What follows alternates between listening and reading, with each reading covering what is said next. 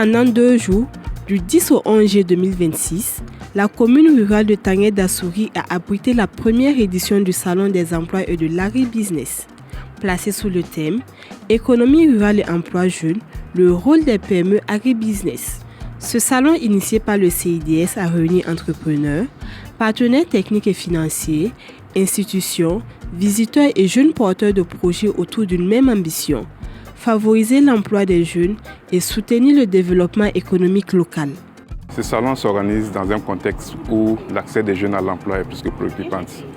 Donc c'est pour nous une manière d'apporter des solutions à cette contrainte-là. Et aujourd'hui, l'organisation de ce salon, c'est pour répondre aux besoins d'employabilité des jeunes dans ce domaine plus précisément, qui est l'agribusiness. Ce salon s'adresse plus précisément aux porteurs de projets, aux entreprises locales détenues par les jeunes et puis les femmes. C'est un instrument pour nous, pour contribuer aussi à faciliter l'accès des jeunes à l'emploi, mais aussi contribuer à faciliter la mise en œuvre d'un certain nombre de politiques au niveau de la collectivité. Le choix de Tanguay d'Assouri n'est pas anodin. Tanguay d'Assouri, parce que Tanguay d'Assouri regorge un certain nombre de potentialités en termes de production avicole, de production maraîchère et de production agricole. Il y a un nombre important d'industries qui sont en train de s'installer dans la commune. C'est une ville industrielle en devenir. Et la caractéristique de ces villes industrielles, c'est la demande forte en matière de main-d'œuvre.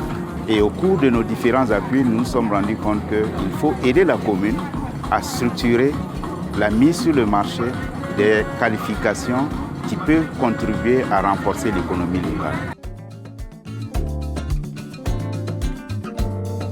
Au-delà de l'exposition des produits, le salon ambitionne d'apporter des réponses concrètes aux difficultés rencontrées par les jeunes entrepreneurs, notamment en matière de financement, d'accompagnement et de développement de leur activité.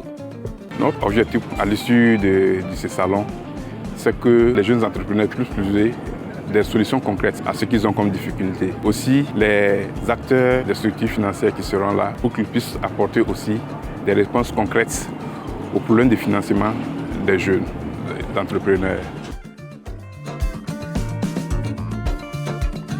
Le salon a également été rythmé par 2 communications. La première a porté sur la finance inclusive et les solutions de financement adaptées aux entrepreneurs. La seconde s'est penchée sur le potentiel des clusters agribusiness comme levier de développement des micro-entreprises rurales et de création d'emplois locaux au sein des collectivités.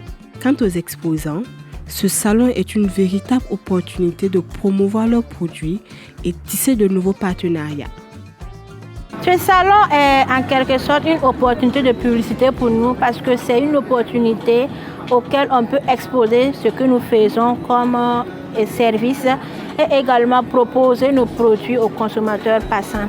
Nous attendons aussi des partenaires aussi qui vont nous accompagner dans notre domaine, dans le financement des équipements et même la visibilité même de nos produits, la valorisation de nos produits, pourquoi pas dans la sous-région ou à l'extérieur aussi. On a pris part, nous avions vu que si cela n'était pas créé, il fallait le créer parce que ça va contribuer au développement de la commune d'une manière générale. Pour certains, le salon a aussi été l'occasion de découvrir des produits innovants issus de la transformation agricole, parfois encore méconnus tels que la pommade de gombo, du shampoing antipelliculaire fait à base de produits agricoles, les produits d'élevage et susciter des vocations pour d'autres. Vous avez vu différents produits. Moi, j'en ai découvert énormément. De la pommade de gombo ou du beurre de gombo, je n'en ai pas encore vu. Du shampoing à partir de produits agricoles, je n'en avais pas encore vu. C'est vraiment un terrain d'expression des talents des acteurs. J'ai découvert le biscuit de Souché et la moutarde de Sombala, que j'ai dégusté et c'était vraiment très bon. C'est vraiment un cadre d'échange pour nous permettre d'apprendre beaucoup de choses et peut-être avoir des idées innovantes aussi pour peut-être se lancer aussi de notre côté. Au terme de cette première édition, le pari semble réussi. À l'issue de ces 2 jours, il y a un motif de satisfaction. Les acteurs ont approprié le processus. Maintenant, il faut tirer les leçons pour mieux structurer ce type d'événement qui est appelé à durer dans le temps. C'est une opportunité qui est vraiment offerte pour faire non seulement la promotion de l'entrepreneuriat, mais aussi la promotion de l'agribusiness. On est content de voir le niveau de qualité des produits des exposants.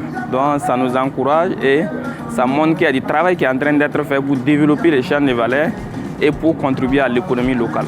Cette première édition du Salon des emplois et de l'agribusiness s'achève sur une note positive. Pendant 2 jours, le salon a favorisé les échanges, les rencontres et la découverte des produits locaux. Un premier rendez-vous prometteur pour l'emploi, l'entrepreneuriat et le développement économique agricole. Nous vous donnons rendez-vous en 2027 pour la 2e édition.